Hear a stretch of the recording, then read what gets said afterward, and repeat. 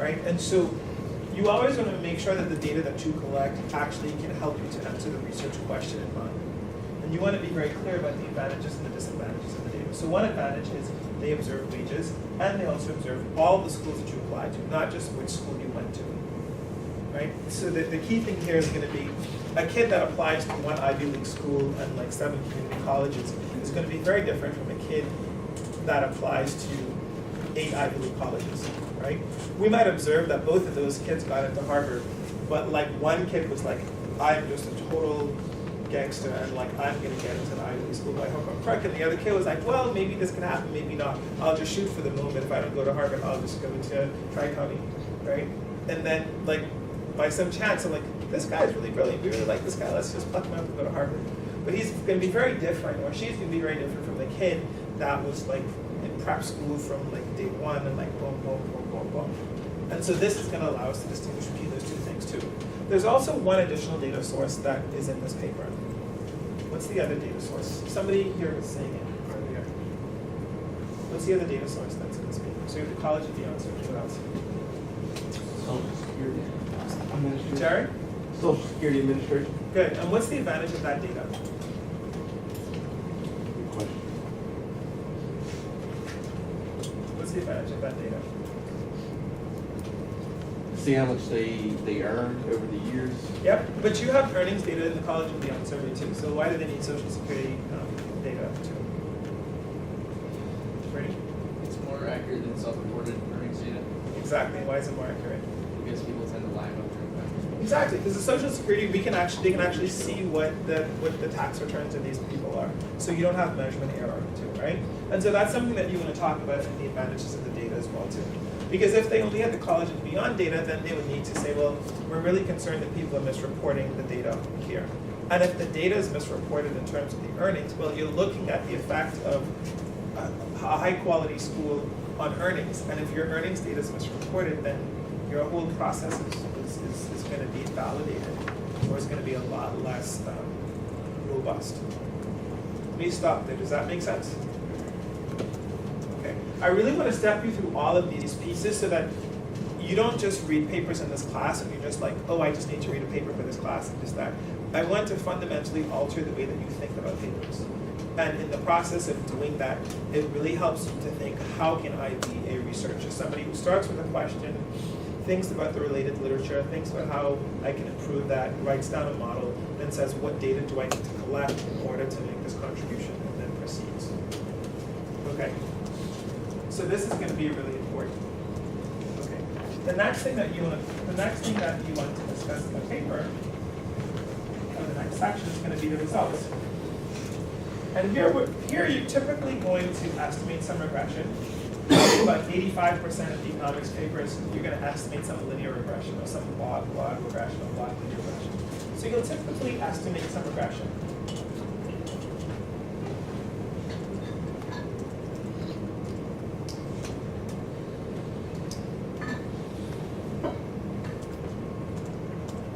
So for example, you can have like yi is equal to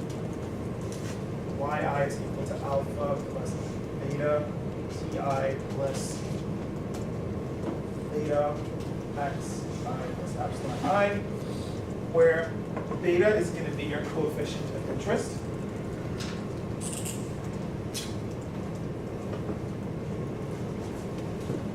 It's not always beta. This could have been something different. So t we can think of as like some treatment variable or like something that we can vary exogenously. So this is our variable of interest.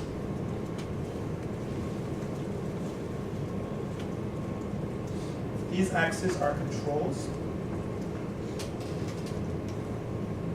And these epsilons are error residuals. So typically we're going to estimate this regression and we're going to talk about the results from a regression like this. That's going to be 85% of papers in economics, right? So it could be a mixed equation. You're going to also want to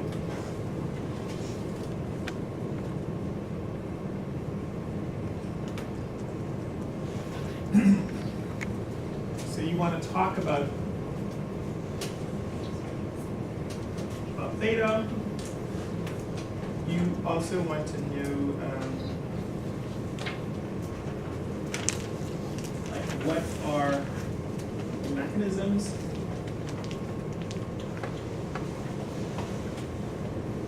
and also is beta different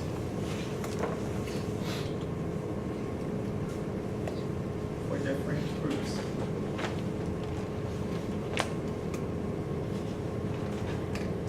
And that's called heterogeneity. Heterogeneity in the treatment effects.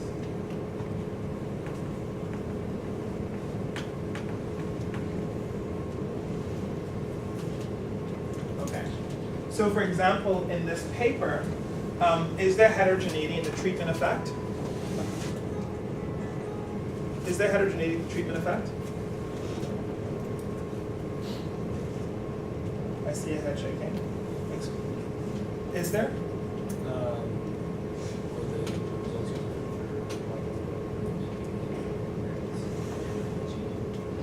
That's exactly right. So the topic of this paper is estimating the returns to a selective college. And what they find is, if you take the whole sample of people, what you find is that the returns are 0 overall, or not different from 0. But if you focus in on minorities, you find that they're positive returns, and they're reasonably large. And if you look at kids who are coming from low-income backgrounds or from disadvantaged parental backgrounds, you also see positive effects there too. So if they had just stopped and they said, look, like there's no benefit to going to a selective school, right? That is true, the average effect is 0. But then by going down into the heterogeneity, you're able to see for which groups is the average treatment effect similar to the group treatment effect. And so oftentimes when you do cuts in heterogeneity, you'll look at, are there different effects for people of different ages? Another dimension of heterogeneity that they look at too is timing. So they consider 2 cohorts, remember? The folks who graduated in 1979 and the folks who graduated in 1989. It could very well be that older people benefited a lot from elite. Maybe older people did not benefit as much from elite colleges because the competition among colleges was not that high. Or it could be that in the past, like the college networks were like super closed and like you really had to be like a Kennedy to get into an Ivy League school. And so there were huge benefits to doing that in the past, but now schools are a lot more accessible because there's better financial aid. And so in this paper, there's heterogeneity, there's potential for heterogeneity in these treatment effects based on which age cohort you're in. There's also heterogeneity by race and by gender too, that they're gonna explore. And there's also heterogeneity in terms of your parental background. And so you might not be a minority, but you might be a low-income white person, and you might still benefit from going to elite school, for example. But that would be masked if we only focused on the average effects. Does that make sense in the absence of heterogeneity? Okay. There are a couple more things I want to touch on here. Okay. The next thing you want to talk about is 9, which is called robustness. So a lot of times there could be issues. So for example, there could be measurement error in the data, there could be omitted variable bias, there could be all sorts of things that could be going on. And you want to see, are my results robust to correcting for that? Now on the front end, what you want to do is have a really well-designed study where, for example, you reduce measurement error in your data by having administrative data instead of having survey data that's self-reported, right? Or you want to reduce omitted variable bias by thinking really creatively about what is a good proxy for ability. And in this case, they use the average SAT score. And one of the things that I like about this paper is a lot of potential like research design flaws that you might see in other papers, they actually account for them in the front end, so they don't have to do as much robustness. But typically, in your robustness test, you will discuss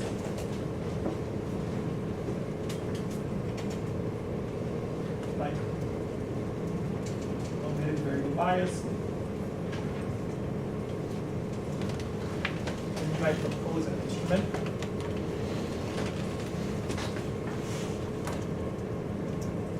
You might propose an instrumental variable solution.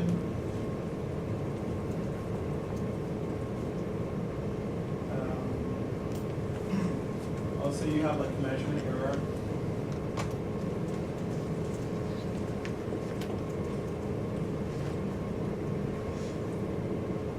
correct management error.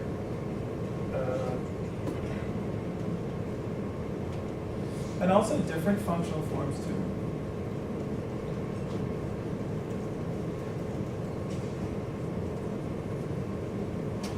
So for example, we had this relationship here. So we have a linear relationship between y and your treatment. But it might be that the treatment doesn't, it might be that the treatment is related to y in a logarithmic way instead of just a linear way, right? So functional forms, so for example, you can say log yi is equal to alpha beta ti plus stuff.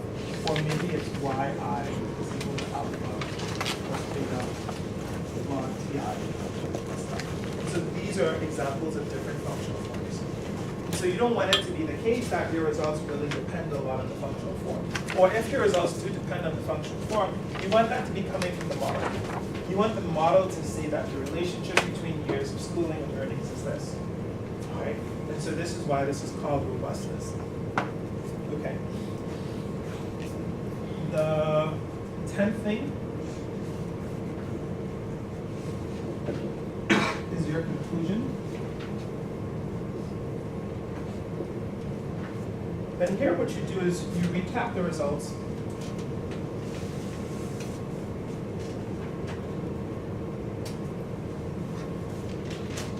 You talk about the limitations of the current approach.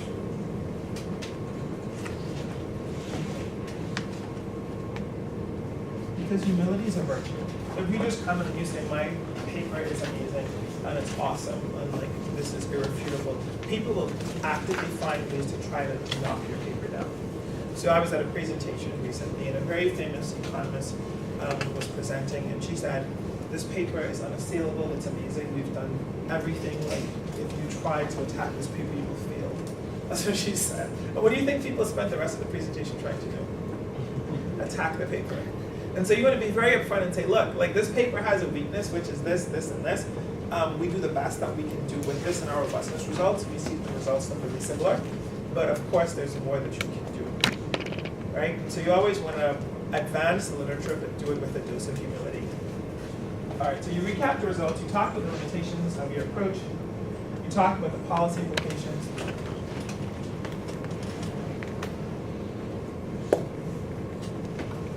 and the direction for future research.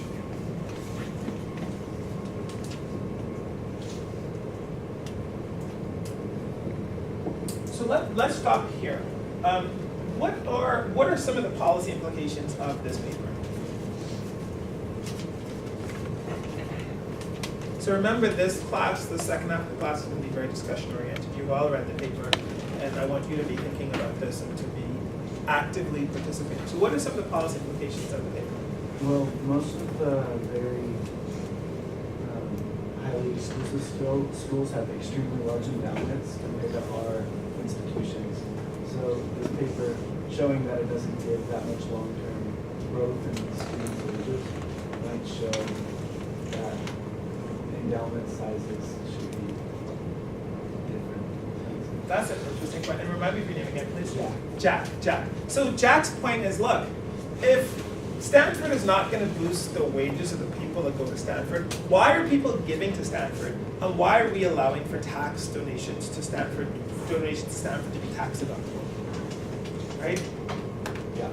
Okay, so that's one idea that's on the table. What are some other policy implications of the results of this paper? Excellent point.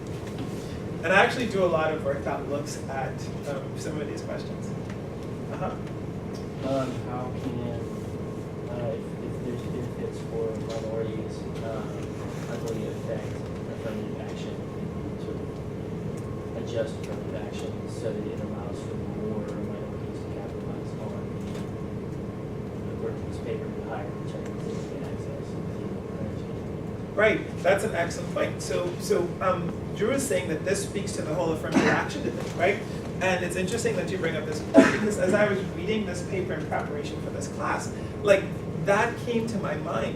What's fascinating is what Dale and Kruger show is that the returns to an elite college are high for kids who come from poor families and also for minority kids. But when you look at a lot of elite schools, unfamiliar, so for example, at Harvard, 60% of the students at Harvard come from the top 20% of the income distribution, right? So in a sense, there are more kids from the top quintile, the top 20% of the income distribution at Harvard than there are in all of the other bottom 4 quintiles. But this paper is really saying that those kids would have been just as good if they had not gone to Harvard. But Harvard is filled with them. And so in a lot of ways, on the margin, like if Harvard's objective function was, how do we increase the lifetime earnings of our graduates in a causal way? Meaning that because somebody went to Harvard, they earn more money. What Harvard should be doing is actually admitting more low-income kids and more minority kids, because that's where the benefits of a Harvard degree are highest. Because kids who are not coming from these demographics, either low income or minority, they would have been just as fine without a Harvard degree, right? Now, Harvard's objective function may not be that, but if it were, then this could be one potential implication of that. And it affects in a very profound way this affirmative action debate, right? Because then it goes a lot more from who deserves to get into college versus not, and it shifts more on who will benefit the most from going to a particular college, or who will be harmed the most, right? So Abigail Fisher, for example, maybe she was not as harmed by not getting into the University of Michigan as she would have thought, right? So yeah, she goes to a worse law school, but then from an earnings standpoint, she makes the same amount of money, and then she doesn't have to spend the New Michigan dollars, right? So you may have like a lot of folks saying, look, I don't want to go to Harvard because I'm just spending a bunch of money and like not getting any additional benefit. Other qualifications. It's not one of those, but could you just elaborate a little bit on why minorities and low-income students like get more benefit out of going to this type of school? So that's the result that they find in the paper. Do Yeah. you agree? And the second half of the course, of this class, we're gonna dig deep into that. Let me put that out to the class. So the result in this paper is that poor students of any race and also minorities benefit from going to elite schools. Can we get some ideas as to why that might be happening? So let's go from the back. So Jared first, and then you. I would say any increase in education for someone that's relatively poor is going to show returns on their earnings, right, on their wages. And so if what you were saying earlier with the top quintile, right? Yeah. They're already up, their earnings relative to their upbringing and their family are already up there. And Yeah. so whenever you compare that to where they were, it's not that great of a distance than when you're starting from the bottom. Yeah. Now you're here. That's a good point. And so like you probably remember this like really famous graph from Econ 101, right? Where you have an assumption of good X and you have utility of good X, right? And it looks like this. And so you know that U prime is greater than 0, so utility is increasing, but the second derivative of utility is negative. Utility is increasing at a decreasing rate. So you finish a 100-meter dash, and that first Gatorade is just amazing. It's like this is super thirst quenching. The second Gatorade is amazing but less amazing. The third, less amazing, but still amazing, right? And so on and so forth. And so Jared's point is, well, if you're already like a high income person, like you're already starting off from such a high place, that on the margin, you're going from, if you're a poor kid, you're going from, let's say a poor kid goes the same distance X as a rich kid, the difference in utility is going to be huger. It's going to be larger, not huge. Right? Which is a great point. That's like that's an excellent kind of like economic intuition. Other ideas, Brady. The one they touch on is that low-income students might benefit more from the networking opportunities than other students. Another one might be that if you come from a low-income background, the prestige that comes with the elite university degree might boost your reputation more than if you were well off to start. Right, and so those are really good points too. So for example, like if you come from a very like rich school, and if like 10 kids from your school are going to Princeton, right? You already knew those kids from high school. So going to Princeton doesn't enlarge your social network, right? It just reinforces your social network. It's like, ha, ha, ha, ha, let's play golf, right? But then like, if you came from like But if you came from like a neighborhood where like you had never met anybody in your life who played golf before, and you go to Princeton, and you're sitting in a meeting club, and I was like, who does play golf? Oh my God, unfortunately, we shall take you out to golf, right?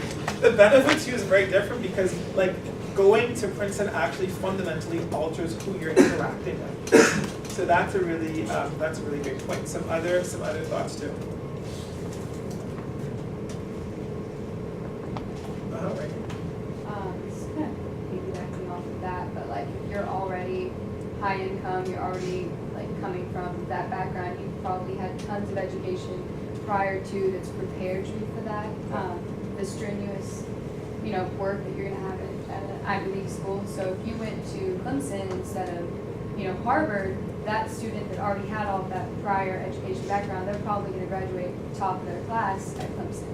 Whereas if you have a low-income student who didn't have all those resources available, just going to that Ivy League school is such a signal of their ability that it would be more beneficial to their income in the long run. Right. That's an excellent point. So what Randy is saying is that there's differences in terms of the level of preparation. If you think that kids who are, like on average, like there are huge racial disparities in America in terms of like parents' education, in terms of income, in terms of like the probability that you grew up in a single parent household or had a family member that was arrested, even like a father that was arrested, right? So all of these things are really different, and so it could be that minorities are coming on average into elite schools with more disadvantage, less preparation, and so on and so forth. And actually, a lot of the affirmative action debate turns around the fact that on average, for a lot of selective schools, you see that minorities are getting into the same schools with lower test scores.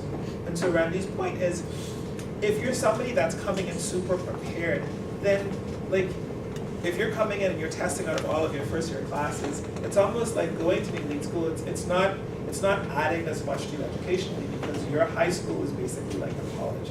And for a number of the elite prep schools in New England, for example, Andover and Exeter, like kids coming out of there actually have taken college classes.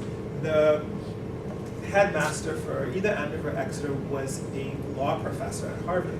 So he goes from being a professor, tenured law professor at Harvard, to being the headmaster of like a school, right? And so like if you're coming from a school where your headmaster and your teachers are faculty at elite schools already, like going to Harvard isn't going to boost your education by as much as if you're coming from a background where you're relatively less prepared. Where you're like, oh my God, I could actually do calculus as a first year student. I'll share with you a quick story. So when I went to Duke, I'd done a year of college in the Bahamas. And my first year at Duke, which was in fact my sophomore year, there were first year students who were taking Calc 3 multivariable calculus, right?